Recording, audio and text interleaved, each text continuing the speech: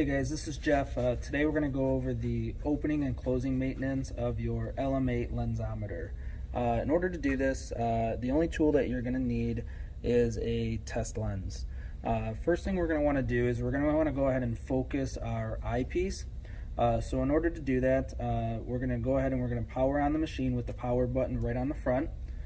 We're going to go ahead and we're going to look into the eyepiece itself, and we're going to be looking to make sure that our indicators and our focal points are nice and clear.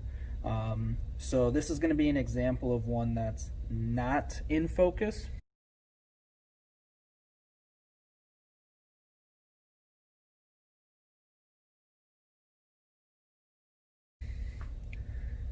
And then this is going to be an example of one that is focused.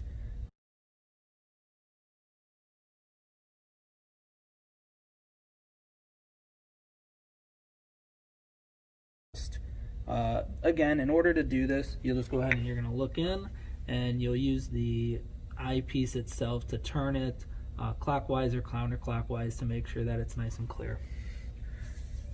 Once you have that done, next we're going to go ahead and we're going to verify that everything's zeroed out.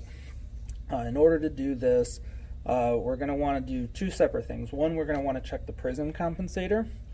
So when you look into the eyepiece, your crosshairs or your indicator should be dead center in the eyepiece itself, like this.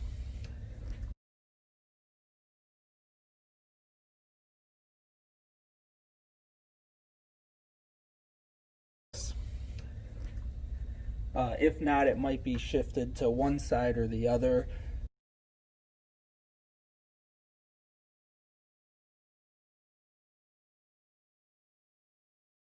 And in order to correct that, you're going to use the dial right here. Again, you're going to turn that clockwise or counterclockwise to shift that back into the center of the eyepiece.